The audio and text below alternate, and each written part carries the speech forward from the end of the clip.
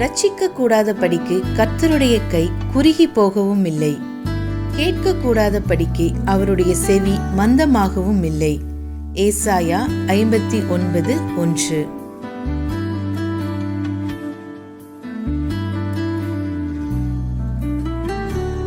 Behold, the Lord's hand is not shortened, that it cannot save, neither his ear heavy, that it cannot hear.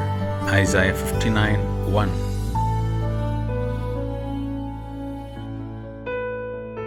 ஆண்டவரும் இரட்சகருமாகிய இயேசு கிறிஸ்துவின் நாமத்தினாலே உங்கள் ஒவ்வொருவருக்கும் காட் கோசிஸ் மினிஸ்ட்ரி சார்பாக புத்தாண்டு வாழ்த்துதலை தெரிவித்துக் கொள்கிறேன். தேவனாகிய கர்த்தர் தம்முடைய பெரிதான கிருபையினாலே 2024 ஆண்டிலே நம்மை பிரவேசிக்க செய்திருக்கிறார். அவருக்கு ஸ்தோத்திரமும் கனமும் துதியும் மகிமையும் உண்டாவதாக. நமது ஊழியத்தின் மூலமாக ஒவ்வொரு நாளும் தேவ வார்த்தைகளை பகிர்ந்து கொண்ட தேவ ஊழியர்களையும் குடும்பங்களையும் தேவனாகிய கர்த்தர் ஆசீர்வதிப்பாராக. ஒவ்வொரு நாளும் இன்றைய மன்னா செய்தியை கேட்டு பிரயோஜனம் அடைந்த அநேகருடைய சாட்சிகளை இம்மட்டும் கேட்டிருக்கிறோம். இந்த ஆண்டிலும் கூட தம்முடைய வார்த்தையில் மாறாதவராகிய கர்த்தருடைய வார்த்தையை விசுவாசத்தோடு கேட்போம், கவனிப்போம், நிச்சயம் ஆசீர்வாதங்களை பெறுவோம். கடந்த நாட்களில் நாம் கண்ட எல்லா துயரமான சூழ்நிலைகளிலிருந்து கர்த்தர் நம்மை விடுவித்து இந்த புதிய ஆண்டிலே தேவன் தமது வார்த்தைகளை நிச்சயம் நிறைவேற்றுவார் என்ற விசுவாசத்தோடும் நம்பிக்கையோடும் காத்திருப்போம். தேவனுடைய வார்த்தைகளுக்கு கீழ்ப்படிய நம்மை நாமே ஒப்பு கொடுப்போம். கர்த்தர் மகத்துவமான காரியங்களை செய்வதற்கு வல்லமையுள்ளவர். நம்முடைய நம்பிக்கை வீண் போகாது. தேவன் சகலவற்றையும் அதினதின் காலத்திலே நேர்த்தியாய் செய்கிறவர். இந்த புதிய ஆண்டையும் கூட நமக்கு தேவன் தந்திருக்கிறார். கடந்த ஆண்டிலே நம்மோடு கூட இருந்தவர்கள் அநேக பரிசுத்தவான்கள் கர்த்தருடைய இளைப்பாறுதலுக்குள் பிரவேசித்திருக்கிறார்கள். ஆகிலும் நம்மை கொண்டு தமது திட்டங்களை நிறைவேற்றும்படியாக தேவன் நம் ஒவ்வொருவரையும் ஜீவனோடு பாதுகாத்து இந்த புதிய ஆண்டிற்குள் பிரவேசிக்க செய்திருக்கிறார். நல்ல எதிர்பார்ப்போடும் விசுவாசத்தோடும் காத்திருப்போம். இந்த ஆண்டு மகிமையாக துவங்கட்டும். கர்த்தர் தாமே இந்த ஆண்டு முழுவதும் உங்களையும் உங்கள் குடும்பங்களையும் ஆசீர்வதிப்பாராக. ஆமென்.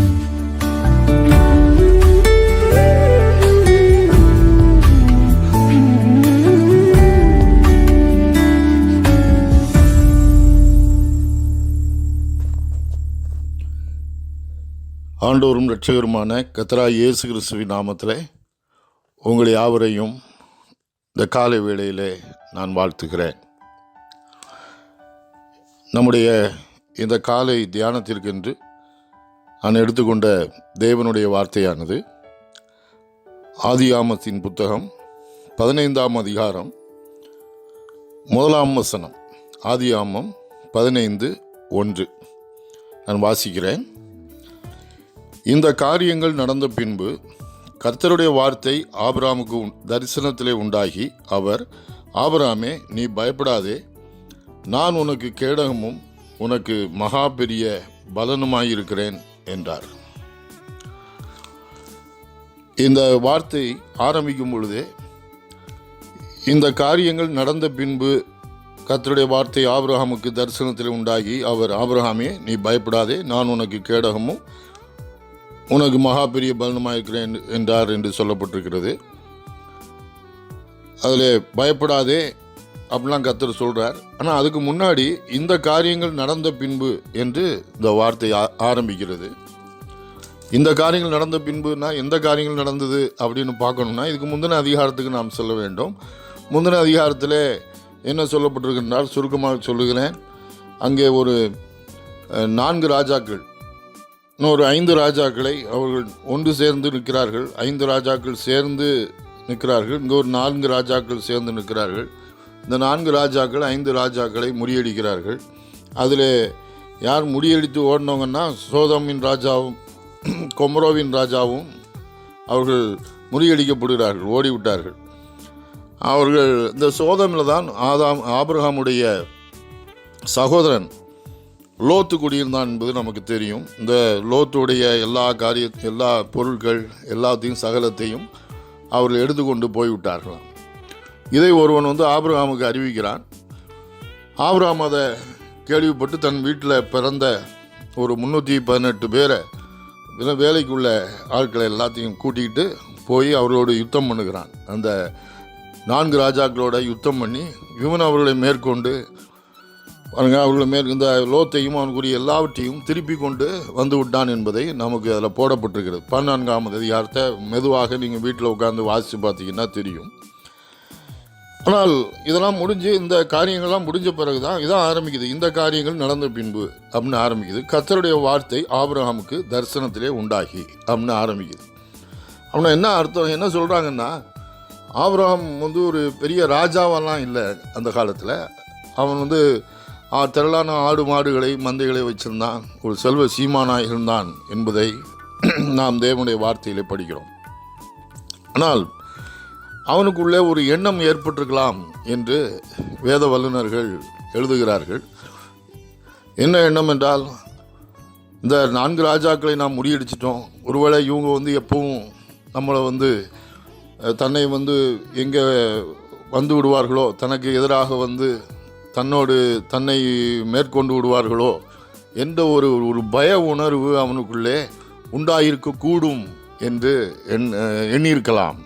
அதை குறித்து ஒரு பய உணர்வோடு ஆபிரகாம் இருந்திருக்கலாம் என்று சொல்கிறார்கள். அதனால தான் கர்த்தர் சொல்கிறாரு, கர்த்தருடைய வார்த்தை இந்த காரியங்கள் நடந்த பின்பு ஆபிரகாமுக்கு தரிசனத்தை உண்டாகி அதனால தான் ஆபிரகாம் பார்த்து சொல்கிறார், நீ பயப்படாதே, நான் உனக்கு கேடகமும் உனக்கு மகாபிரிய பலனுமாக இருக்கிறேன் என்று சொன்னார் என்று சொல்கிறார்கள். பிரியமானவர்களே, நம்முடைய வாழ்க்கையிலும் கூட நீங்கள் ஆண்டவரை தெரிந்து கொண்ட தேவனுடைய மனுஷனாக இருப்பீங்கன்னா, நீங்கள் ஆண்டவருக்குள்ளே வந்திருப்பீங்கன்னா பாருங்கள், ஆண்டவருடைய வாழ்க்கையில் ஆண்டவருடைய அன்பை நீங்கள் ருசித்திருப்பீர்கள். நம்முடைய நமக்கும் வாழ்க்கையில் எப்பொழுதுமே நம்முடைய சூழ்நிலைகள் ஒன்று போலவே இருக்கும் என்று நாம் சொல்லிவிட முடியாது. ஒரு நாள் நல்லா இருக்குது, ஒரு நாள் திடீர்னு சில பிரச்சனைகள் வருது, போராட்டங்கள் வருது, வாழ்க்கையில் ஏற்றத்தாழ்வுகள் சில வேளைகளில் வரத்தான் செய்கிறது. எவ்வளோதான் காரியமாக இருந்தாலும் வாழ்க்கையில் சவால்கள், பலவிதமான சவால்களை மேற்கொள்கிறோம், பிரச்சனைகளை மேற்கொள்ளுகிறோம். இந்த உலகத்திலே நமக்கு பிரச்சனையே கிடையாது என்பது அல்ல. எந்த பிரச்சனையும் வந்தாலும் வேதவசனம் என்ன போதிக்கிறது என்றால், வேதாகமம் பிரச்சனையே வராது இந்த உலகத்தில்ங்கிறது இல்லை. ஆனால் பிரச்சனைக்கு மேலே நமக்கு ஜெயத்தை தருகிற தேவன் நமக்கு இருக்கிறார் என்பதுதான் நமக்குள்ள நம்பிக்கை. கர்த்தர் நம்ம கூட இருக்கிறாருங்கிறது காரியம். இந்த காலை வேளையிலும் கர்த்தருடைய வார்த்தை நமக்கும் வருகிறது. பாருங்கள், ஆபிரகாமோடு இந்த சூழ்நிலையில் ஆபிரகாமை கர்த்தர் இந்த பய உணர்வோடு விடலை. வாழ்க்கையில் அவனை தேற்றும்படி, அவனை தைரியப்படுத்தும்படி கர்த்தருடைய வார்த்தை அவனுக்கு உண்டாகினது. கர்த்தருடைய வார்த்தை அவனுக்கு வந்தது. அவனுக்கு தரிசனத்தில் கண்டான் என்று போட்டிருக்கிறது. நம்மிலும் அநேகர் பாருங்கள், பல சூழ்நிலைகளிலே கர்த்தர் நம்மோடு பேசுகிறார். இப்போ நீங்கள் இந்த வார்த்தையை கேட்டுக்கிட்டு இருக்கிறீங்க, கர்த்தர் இந்த வார்த்தையின் மூலம் உங்களோடு பேசுகிறார். நீங்கள் கேட்குறீங்க. நீங்கள் அநேக வழியில் பரிசுத்த வேதாகமத்தை எடுத்து நீங்கள் படிக்கும் பொழுதே இப்படிப்பட்ட தேவனுடைய கர்த்தர் உங்களோடு பேசுகிறதை உங்களால் உணர முடியும். வாழ்க்கையில் பலவிதமான பிரச்சனைகளோடு இருக்கும்போது தேவனுடைய வார்த்தை உங்களோடு பேசும். கர்த்தருடைய வார்த்தை உங்களுக்கு வரும், பல்வேறு சூழ்நிலையில் உங்களுக்கு வரும். அப்போது கர்த்தர் நம்முடைய வாழ்க்கையில் சில வேளையில் கர்த்தரே நம்மகிட்ட பேசுகிறத உணர முடியும். இதுதான் அவங்கள சில சூழ்நிலையில் ரொம்ப பிரச்சனைகள், வாழ்க்கையில் பலவிதமான அங்கலாய்ப்புகள், பலவிதமான திகைப்புகள் வாழ்க்கையில் இருக்கும்போது கர்த்தரே நம்மகிட்டே உள்ளுக்குள்ளேருந்து ஒரு பேசுகிறதை நம்மளால் சில வேளையில் உணர முடியும். கர்த்தருடைய வார்த்தை வந்துட்டுனா அப்புறம் தைரியமாயிடும் வாழ்க்கையில். எனவே பாருங்கள், கர்த்தருடைய வார்த்தை நமக்கு தேற்றல்னா நம்மளால் அந்த உலகத்தில் வாழ முடியாது. நிறைய சூழ்நிலைகளை மேற்கொண்டு வாழ முடியாது. அதனால தான் மனுஷனுக்கு வாழ்க்கையில் நம்பிக்கையற்ற மனுஷர்களாக இருக்கிறார்கள். ஏன்னா அதுதான் தேவன் வேணும், கர்த்தர் வேணும். இதை சொல்கிறவர் யார்? இப்போ பாருங்கள், இந்த ஆபிரகாமுக்கு வாழ்க்கையிலும் இப்படி தான் இருந்தது. இப்போ நீங்கள் கேட்டுக்கிட்டு இருக்க உங்கள் வாழ்க்கையிலும் பல பிரச்சனைகள் இருக்கலாம். நீங்கள் பலவிதமான பிரச்சனையோடு இருக்கலாம், பலவிதமான கஷ்டத்தோடு இருக்கலாம், பாரத்தோடு இருக்கலாம், சவால்களோடு இருக்கலாம், பலவீனங்களோடு இருக்கலாம். என்ன செய்கிறதுனே தெரியலையே, எல்லா வழியும் அடைக்கப்பட்டிருக்குது, என்ன பண்ணுறதுன்னு தெரியாமல் இருக்கலாம். ஆனால் கர்த்தருடைய வார்த்தை உங்களுக்கும் வருகிறது. இது ஆபிரகாமுக்கு தான் சொன்னாருங்கிறது இல்லை, தேவனுடைய வார்த்தை உங்களுக்கும் சேர்த்தான் எழுதப்பட்டிருக்கிறது. இப்போது சொல்கிறாரு. முதலாவது என்ன சொல்கிறாரு தெரியுமா? ஆபிரகாமே நீ பயப்படாதே. முதலாவது சொன்னது அதுதான். இன்னைக்கு உங்களையும் அதுதான் சொல்கிறார் கர்த்தர். உங்கள் பேரை சொல்லிட்டு சொல்கிறாரு, நீ பயப்படாதே அப்படிங்கிறார். உங்களை பார்த்து கர்த்தருடைய வார்த்தை வருது. நீங்கள் யாராகவும் இருக்கலாம், நீ பயப்படாத அப்படின்னு கர்த்தர் சொல்கிறாரு. பயப்படாதப்பா, பயப்படாதம்மா அப்படின்னு சொல்கிறாரு. சொல்கிறவர் யார் தெரியுமா? சொல்கிறவர் சாதாரண ஆள் கிடையாது. ஏதோ சொல்கிற ஆள் ஒரு பலவீனமான ஆள், சொல்கிறவர் ஒன்றும் இல்லாத ஆள், ஒரு அதிகாரமே இல்லாத ஆள் அப்படிங்கிறாரு. சர்வலோகத்துக்கும் அண்ட சராசரங்களுக்கும் அவர்தான் ஒரே ஆண்டவராக இருக்கிறார். வானத்துக்கும் பூமிக்கும் அண்ட சராசரங்களுக்கும் அவர்தான் ஆண்டவர். அவர் சர்வ வல்லவர். அவர் அடுத்த அதிகாரத்தில் பார்த்தீங்கன்னா 2 அதிகாரம் சரி 17 அதிகாரத்தில் சொல்கிறார். அதே ஆபிரகாமை பார்த்து சொல்கிறார், ஆபிரகாமே நான் சர்வ வல்லமை உள்ள தேவன் சொல்கிறார். அப்படிப்பட்டவர், வானத்தையும் பூமியும் உண்டாக்குனவர், பேசுகிறவர். பாருங்க, இன்றைக்கும் கர்த்தர் சொல்கிறார், நீ பயப்படாத. வாழ்க்கையில் பாருங்க, இன்னொன்று சொல்கிறேன், என்னதான் தேவன் இந்த ஆபிரகாம்கிட்ட பேசுகிற, வானம் பூமி உண்டாக்குன தேவன் கர்த்தர் எல்லாவற்றையும் தன்னுடைய தெய்வீக கட்டுப்பாட்டின் எல்லையின் கீழ்தான் எல்லாவற்றையும் இயங்க வச்சிருக்கிறார். எல்லாம் அவருக்கு கீழே தான் இயங்கிட்டு இருக்குது. எல்லாத்துக்கும் மேலேயும் அதிகாரம் உடையவர் அவர் தான். அவரை மிஞ்சி எதுவுமே என்ன செய்ய முடியாது, போகவே முடியாதுன்னு சொல்கிறாங்க. அவர் சர்வ வல்லமை உள்ள தேவன். எல்லாம் அவருடைய கட்டுப்பாட்டுக்குள்ளே தான் இருக்குது. அப்போது அவர் நம்மகிட்ட இடைப்படுறார். நீ பயப்படாதன்னு சொல்லிட்டாருன்னா வாழ்க்கையில் நம்ம பயப்பட வேண்டிய அவசியமே இல்லை. வாழ்க்கையில் கர்த்தர் சொல்கிறார் பயப்படாத அப்படிங்கிறார். அடுத்தாப்புல பார்த்தீங்கன்னா இன்னொரு வார்த்தை சொல்லப்பட்டிருக்கிறது. இது சொல்லிடுறேன். நான் உனக்கு கேடகமும் என்ற ஒரு வார்த்தையை பயன்படுத்துகிறார். வாழ்க்கையில் அப்படி வந்துருமோ, இப்படி வந்துருமோ, இப்படி ஆயிருமோ, அப்படி ஆயிருமோன்னு நினைக்கிறோம். ஆபிரகாமுக்கும் அப்படிப்பட்ட உணர்வுகள் வந்தது. கொஞ்ச நேரம் அப்படியே கொஞ்சம் சிந்தனையை அப்படியே விட்டுட்டிங்கன்னா போதும். வாழ்க்கையில் நமக்கு அப்படி இருமோ, அப்படி ஆயிருமோ, இப்படி ஆயிருமோ, பல விதமான உணர்வுகள் வர ஆரம்பிக்கிறோம். வாழ்க்கையில் பல சிந்தனைகள் வர ஆரம்பிக்கும்.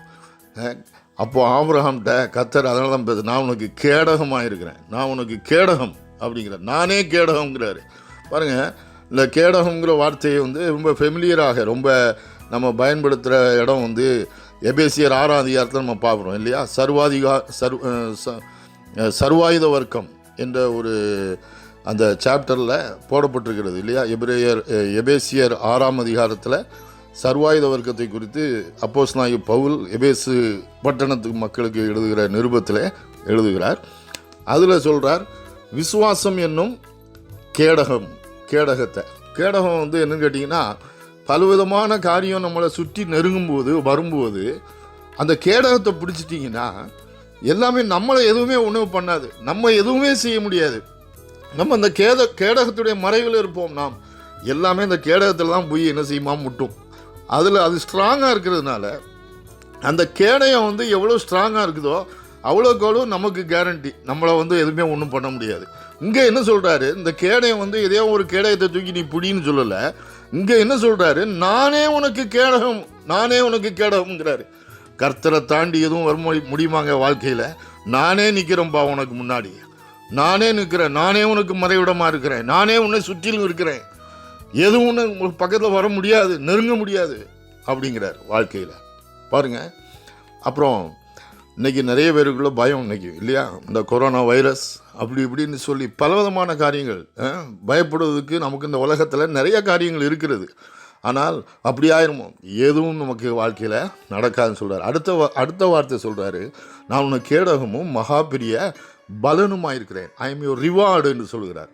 பெலன்னு சொல்ல, பலன் என்று சொல்கிறார். ரிவார்டு என்று சொல்லப்பட்டிருக்கிறது ஆங்கில வேதாகமத்தில்.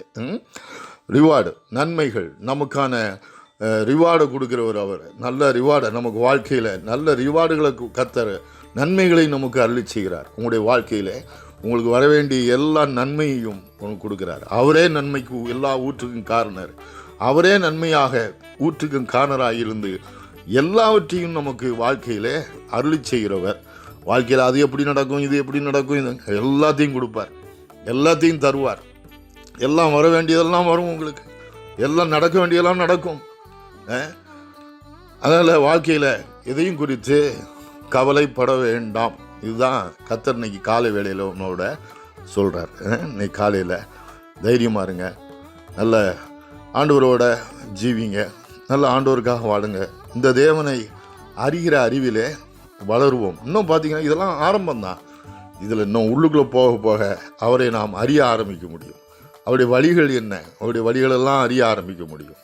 எனவே இந்த காலை வேளையிலும் நீங்கள் ஒருவேளை பயத்தோடும் விரக்தியோடும் இருந்திருக்கலாம். இவருடைய தெரியாது, எனக்கு தெரியாது. ஆனால் கர்த்தர் உங்கள்கிட்ட பேசுகிறார். கர்த்தர் உங்களை நேசிக்கிறார். நம்ம நினைக்கிறோம் நிறைய வழியில் கர்த்தர் நம்மளை நேசிக்கலை. இல்லை, அவர் உங்களை நேசிக்கிறதுனால தான் அந்த வார்த்தை உங்களுக்கு வருது. நீ பயப்படாதன்னு சொல்கிறார். பயப்பட வேண்டாம், நான் உனக்கு கேடகமாக இருக்கிறேன். ஆபிரகாமுக்கு நான் கேடகமாக இருந்தேன், அவனுக்கு மாத்திரம் இல்லை உனக்கும் கேடகமாக இருக்கிறேங்கிறார். இன்னைக்கு நமக்கு கேடகமாக இருக்கிறார். நமக்கு நல்ல ஒரு ரிவார்டாக அவரே இருக்கிறார்.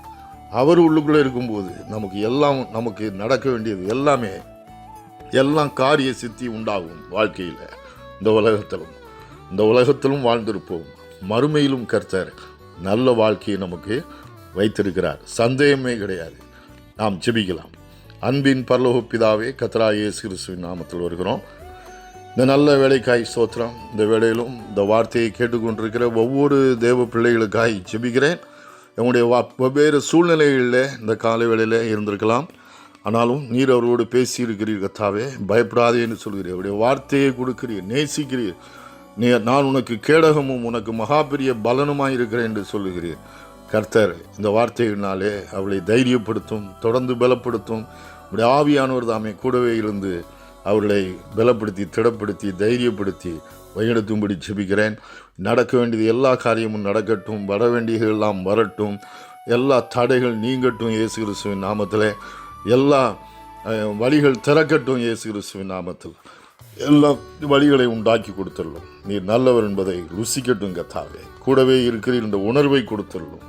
தைரியப்படுத்தும், ஆசீர்வதியும். இயேசு கிறிஸ்துவின் நாமத்தில் ஜெபிக்கிறோம் அன்பின் பிதாவே, ஆமென்.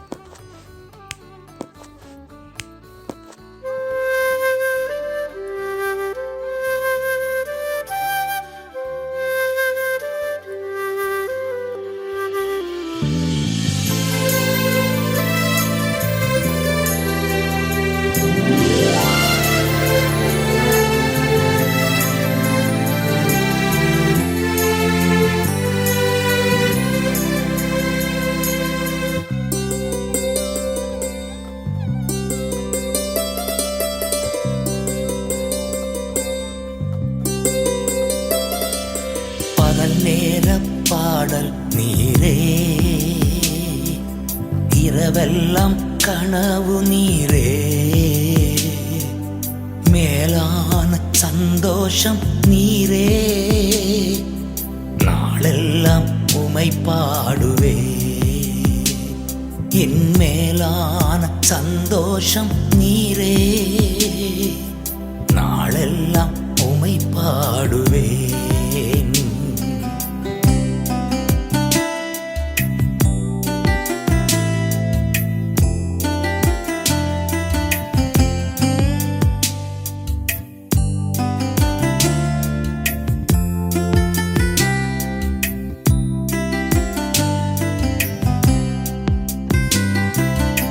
எருசலேமே, உனை மறந்தால் வலக்கரம் செயல் இழக்கும்.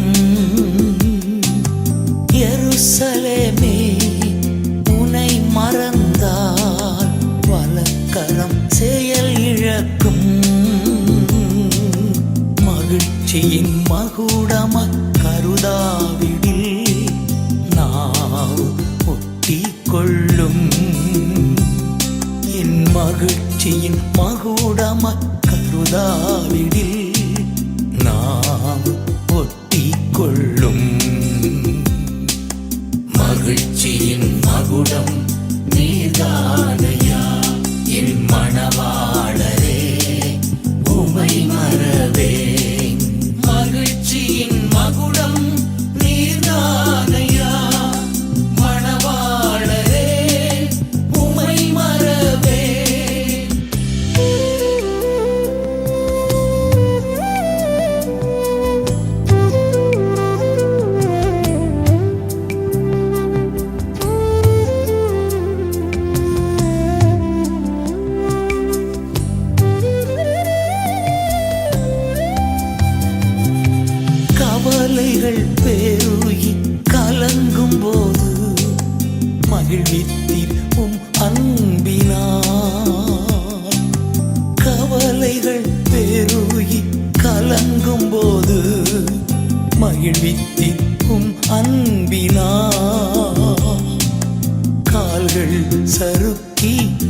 தடுமாறும் போது தாங்கி நிற்கிருபையினா என் கால்கள் சறுக்கி தடுமாறும் போது தாங்கி நிற்கிருபையினா மகிழ்ச்சியின் மகுடம் நீர்தானையா என் மணவாளரே உமை மறவேன் மகிழ்ச்சியின் மகுடம் நீர்தானையா மணவாளரே உமை மறவேன்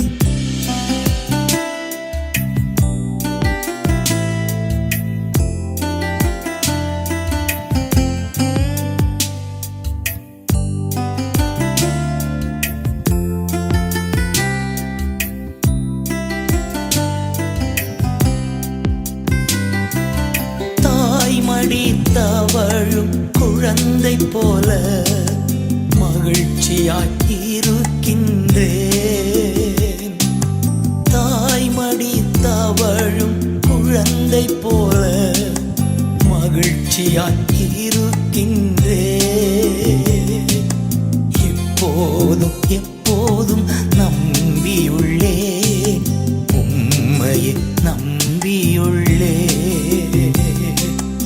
எப்போதும் எப்போதும் நம்பியுள்ளேன் உம்மையை நம்பியுள்ளேன்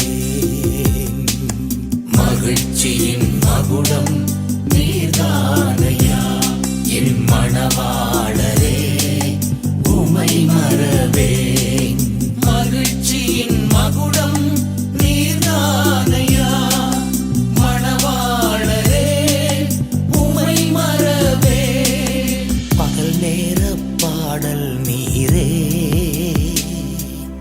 இரவெல்லாம் கனவு நீரே மேலான சந்தோஷம் நீரே நாளெல்லாம் உமை பாடுவே என் மேலான சந்தோஷம் நீரே நாளெல்லாம் உமை பாடுவே